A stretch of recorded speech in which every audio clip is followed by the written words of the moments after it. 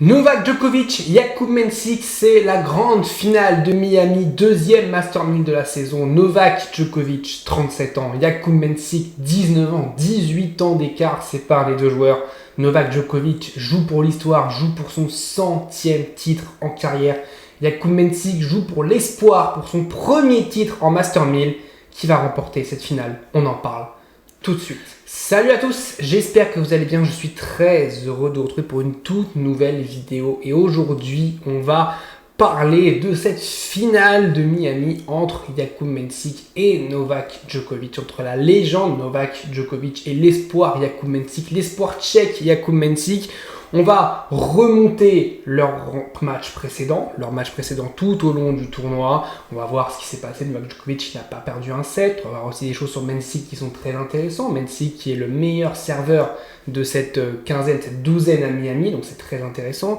Novak Djokovic qui a retrouvé du mordant sur ses matchs. Donc match très intéressant entre les deux joueurs qui est peut-être plus équilibré qu'on l'imagine.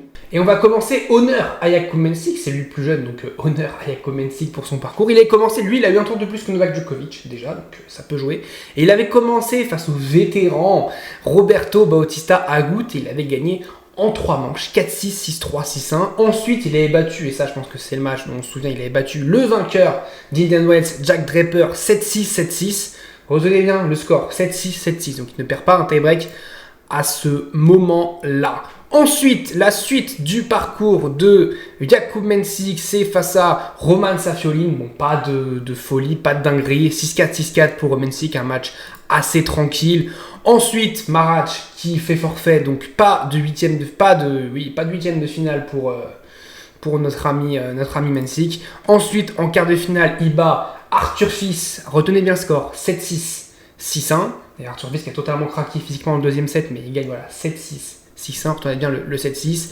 Et en demi-finale, Jakub Mensik qui bat Taylor Fritz, 7-6, 4-6, 7-6. Donc, Jakub Mensik, si j'ai bien compté, il a eu 5 tie-breaks depuis le début du tournoi. Il a remporté les 5. Donc ça, c'est une bonne note pour lui parce qu'on sait que Djokovic, c'est un joueur qui en tie-break est très costaud, très solide. Donc Mensik, s'il a cette capacité à s'il y a un tie-break, s'il arrive à bien tenir ses jeux de service comme il le fait, je crois qu'il a plus de 90 aces sur le tournoi, c'est énorme, plus de 90 aces, il a la meilleure qualité de service qui est par ratio sur 10, alors il y a Giovanni Mpetshi-Perricard qui est devant, mais Mpetshi-Perricard fait beaucoup moins de matchs que Mensik, donc Mensik il a la deuxième meilleure qualité sur ce tournoi de Miami, je crois qu'il a 9.35 sur 10, donc c'est vraiment colossal en termes de serving quality, donc c'est la qualité au service, et voilà, s'il arrive à tenir Djokovic jusqu'au tie-break et qu'il est fort de ses 5 tie-break précédents remportés, ça peut être intéressant et ouais, parce que face à Taylor Fritz, le tie-break du 3e set à Miami, donc chez Taylor Fritz, donc contre un américain en demi-finale pour faire sa première finale en Master 1000, là où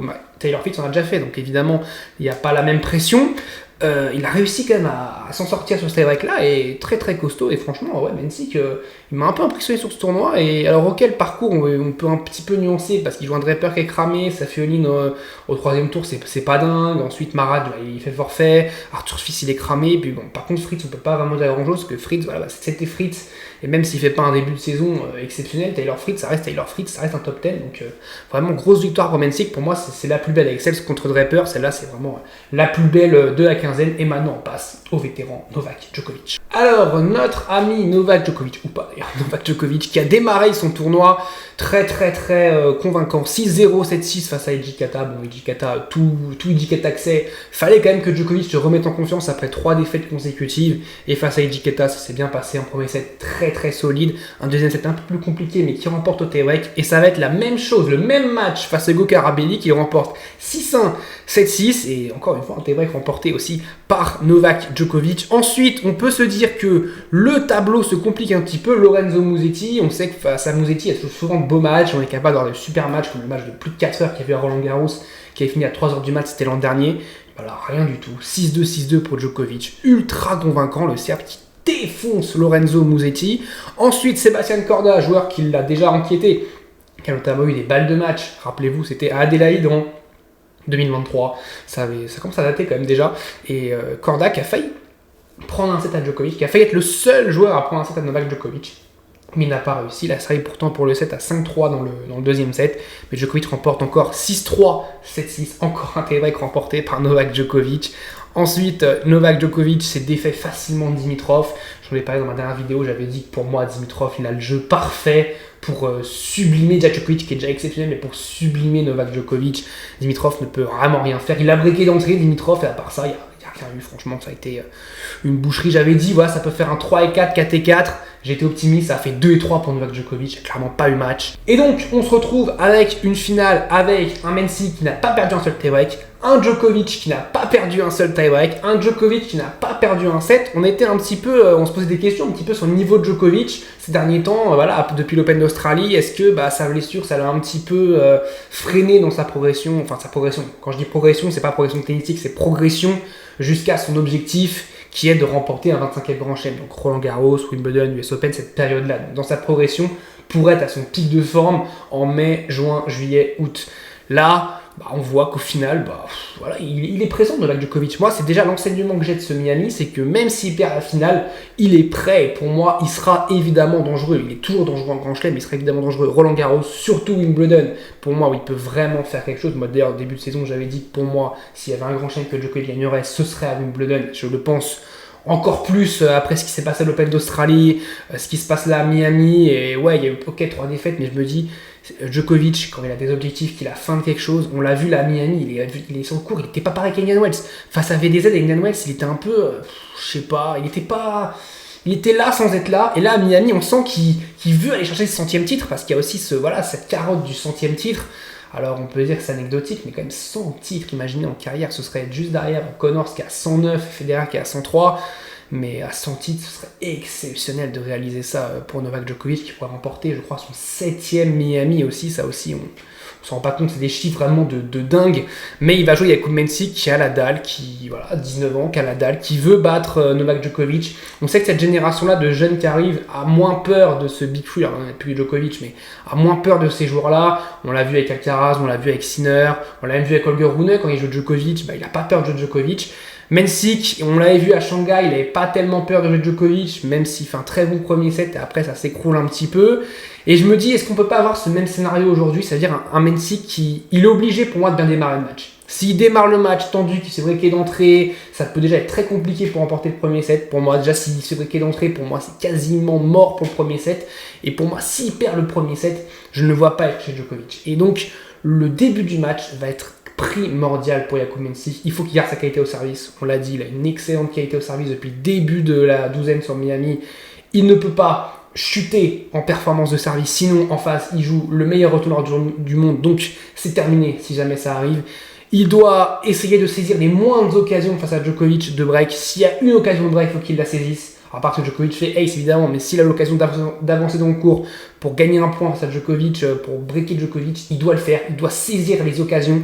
Et puis s'il y a tie-break, il doit être aussi solide que les tie-breaks précédents, mais le problème c'est qu'il joue Djokovic, et que Djokovic, pour moi, enfin, c'est l'un des rois des tie-breaks. J'ai l'impression qu'il perd pas un tie-break, alors il en perd oui, mais j'ai l'impression qu'il en perd jamais. Dès que c'est un tie-break important, moi le seul tie-break important qu'il a perdu ces dernières années, alors il y a la finale de 2024 face à Alcaraz où il perd 7-6 au 3ème, mais il s'est tellement fait défoncer avant que pour moi il compte pas celui-là.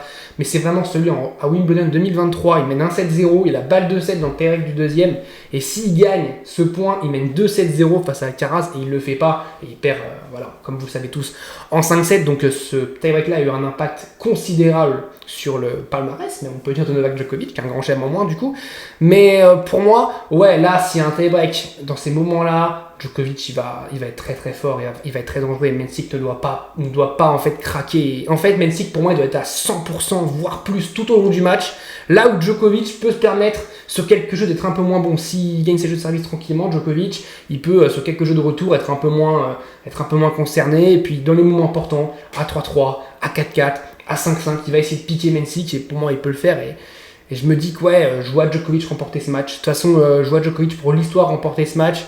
Mais je me dis que quoi qu'il arrive, ce serait fou. Si Djokovic gagne, c'est fou, c'est son 100e titre, voilà, c'est quelque chose d'exceptionnel. On banalise ça, mais 100 titres, imaginez, 100 titres remportés, 41 Master 1000, c'est quasiment 50% de ces titres, ça serait des Master 1000. 41% de ces titres seraient des Master 1000. C'est dingue.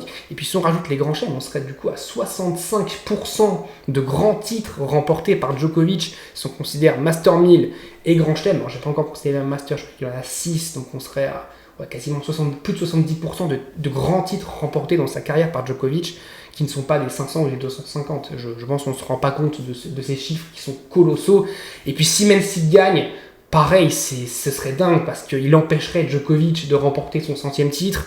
Il rentrerait, il gagnerait son premier Master 1000 à 19 ans, ce qui serait quelque chose de dingue. Et voilà, il serait le premier Tchèque depuis Thomas Berdych à remporter un Master 1000, si je dis pas de conneries. Et Berdych était en 2005 à Bercy, donc ça fait 20 ans. Ça va faire 20 ans en fin d'année. Donc ça serait vraiment, pour moi, c'est un match vraiment pour l'histoire. Quoi qu'il arrive, tous les scénarios nous ouvrent des perspectives impressionnantes. Si Mensik gagne, où est-ce qu'il pourra s'arrêter? Où est-ce qu'il, il va peut-être devenir maintenant un outsider pour les grands chelems et un outsider pour les autres Master 1000. Si Djokovic gagne, on va avoir une saison sur terre, mais tellement folle. Si on a un Djokovic qui arrive à être en pleine forme dans ces moments-là, et on a un Sinner qui va revenir dans un mois et demi, on a Alcaraz qui est en panne un peu de résultats, qui va avoir besoin de reprendre des résultats, Zverev c'est pareil, donc on va avoir vraiment une saison sur terre hypante. Et pour moi je vois Novak Djokovic remporter ce match. Je l'avais dit dans ma dernière vidéo, je voyais Djokovic remporter le tournoi. Pour moi, j'avais dit aussi que pour moi, Mensik serait le pire match-up pour lui de tous. Dimitrov, pour moi, c'était facile. Pour Novak Djokovic, je dis bien. Fritz, pareil, il était à 10-0. Djokovic aurait facilement, aurait battu aussi Fritz. Là, je pense que Mensik, c'est un peu plus compliqué, mais je me dis, là, il y a la pression de la première finale en Master 1000 qui peut jouer. Et je vois pas Mensik, battre Djokovic. En fait, Djokovic, là, c'est vraiment un match pour l'histoire. C'est comme sa finale au JO, alors, beaucoup moins important, évidemment. La finale pour les JO, c'était vraiment le match le plus important de sa carrière, pas de sa carrière, mais le match le plus important de son année 2024. Là, ce n'est pas du tout le match le plus important de son année 2025, mais c'est quand même un match où il peut marquer le coup, il peut marquer le coup, prendre son 100e titre, valider le 100e titre, et au moins ne plus avoir cette pression, ne plus se dire est-ce que mon 100e titre sera à Roland Garros? Est-ce qu'il sera à Wimbledon? Est-ce qu'il sera à l'US Open? Non, il aura déjà son titre à ce moment-là, et il sera un petit peu plus allégé de la pression. Dites-moi vous ce que vous pensez de cette finale. En tout cas, moi je suis vraiment hypé par cette finale. J'ai vraiment hâte de voir cette finale entre Jakub Mensik, la nouvelle génération, et Novak Djokovic. Je me dis que c'est encore un Djokovic qui défie le temps. Il joue un joueur qui est 18 ans plus jeune que lui. On se rend pas compte. Et il y a 20 ans, quand Mensik n'était pas né, Novak Djokovic jouait à Miami. Alors il n'est pas de premier tour, mais il jouait à Miami quand Mensik n'était même pas né. On se rend même pas compte en fait de ces chiffres-là. C'est complètement dingue. Novak Djokovic défie les lois du temps, défie les lois de l'âge. Et moi, je suis impressionné par ça. Dites-moi vous en commentaire qui va remporter cette finale. On se retrouve très très vite pour débriefer justement cette finale dès demain vidéo. Dès demain pour débriefer la finale. On mettra des images du match. Si le match est passionnant ou s'il ne l'est pas, on le débriefera quand même quoi qu'il arrive. Même s'il y a 6-2, 6-2 pour Novak Djokovic ou pour Jakub Mensik. On se retrouve très très vite pour parler tennis. Car le tennis ne s'arrête jamais. Je vous dis salut à tous. Portez-vous bien.